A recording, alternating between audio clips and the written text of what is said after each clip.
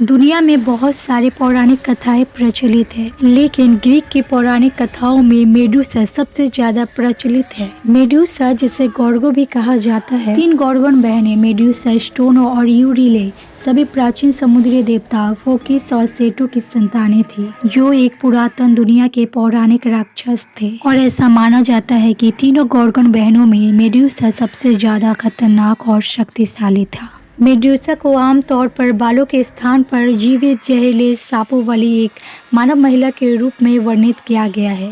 ऐसा माना जाता है कि जो लोग भी उनकी आंखों में देखते थे वे पत्थर के बन जाते थे। लेकिन रोमन कवि ओविड द्वारा मेडुसा के इस चित्रण को मिथक बताया गया है। उनका मानना था कि मेडुसा मूल रूप से एक सुंदर लड़की थी, जिसको बाद में देवी एथेना के श्राप की वजह से ऐसा रूप मिल गया था।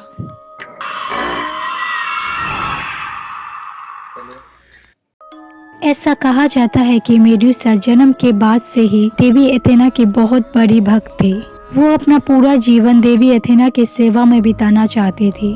देवी एथेना बहुत ही ज्यादा शक्तिशाली थी तथा इनको युद्ध तथा हस्तकला की देवी माना जाता था, और उनकी पूजा वही लोग कर सकता था जो कभी भी किसी के साथ संबंध ना बनाई हो और वो मूल रूप से पवित्र हो। मेडुसा को ये सारी बातों का पहले से ही पता था और इसीलिए वो ब्रह्मचारिता का पालन बचपन से करते आ रही थी। जैसे ही वो बड़ी होती है वो खुद को देवी एथेना के प्रति समर्पित कर देती है और देवी एथेना के मंदिर में ही रह के उनकी सेवा करती है। ऐसा कहा जाता है कि मेडुसा बहुत ही ज्यादा खूबसूरत थी और उसके सुनहरे लंबे बाल थे, और जो कोई भी मेडुसा को एक बार देखता था वो उसके प्रति मोहित हो जाता था। मेडुसा का सुंदरता का चर्चा पूरी दुनिया में होने लगा और दूर दूर से लोग मेडुसा को देखने के लिए आने लगे। मेडुसा इतनी ज्यादा खूबसूरत थी कि लोग देवी एथेना के मंदिर में उनकी पूजा करने नहीं बल्कि मेडुसा को देखने के लिए आते थे, और इसीलिए कहीं न कहीं देवी एथेना को मेडुसा से जलन होने लगी। लेकिन मेडुसा दूसरों पे ध्यान ना देके वो अपने देवी के प्रति श्रद्धा भाव से लीन रहती थी। एक दिन मेडुसा पूजा के कुछ सामान लाने के लिए मंदिर के बाहर जाती है। फिर वापस मंदिर लौटते समय मेडुसा के पीछे बहुत ही बड़ा समुद्र की लहर उठती है, जो कि देखते ही देखते समुद्री देवता पोसेडोन का रूप ले लेती है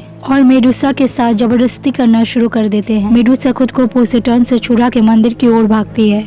मंदिर पहुंचने के बाद वो खुद को बहुत ही ज्यादा सुरक्षित महसूस करती है, परंतु पोसेडोन मंदिर के अंदर भी पहुंच चुका था। अब मेडुसा बहुत ही ज्यादा डर चुकी थी। वो अपनी सुरक्षा के लिए देवी एथेना से मदद मांगने लगी, परंतु मानो कि देवी एथेना को एक अवसर मिल गया था मेडुसा से उसके जलन का बदला लेने का। मेडुसा देवी एथेना से मदद मांगती रही, लेकिन देवी एथेना ने मेडुसा की कोई मदद नहीं की। पोसेडोन देवी एथेना के मंदिर में आके उन्हीं के सामने मेडुसा का रेप करके चला जाता है। मेडुसा का ब्रह्मचारिता टूट जाता है और वो बहुत ही जोर जोर से रोने लगती है। तभी देवी एथेना बहुत ही ज्यादा गुस्से के साथ मूर्ति से बाहर प्रकट होती है और जमीन में पड़ी मेडुसा को एक श्राप देती है, जिसके बाद से मेडुसा का पूरा जिंदगी ही बदल जाता है। उसके खूबसूरत लंबे सुनहरे बाल जहरीले सांपों में बदल जाता है और उनका खूबसूरत शरीर एक सांप का रूप ले लेता है, और उनको ये भी श्राप मिलता है कि वो जिस भी व्यक्ति को देखेंगे वो भी पत्थर के रूप में बदल जाएंगे।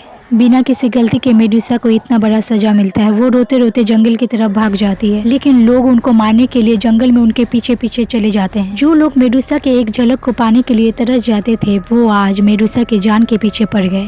मेडुसा किसी को नुकसान पहुंचाना नहीं चाहती थी, लेकिन मेडुसा को खुद की जान बचाने के लिए मजबूरन उन्हें पत्थर के रूप में तब्दील करना पड़ रहा था, और यही से एक खूबसूरत लड़की खतरनाक राक्षसी बन जाती है।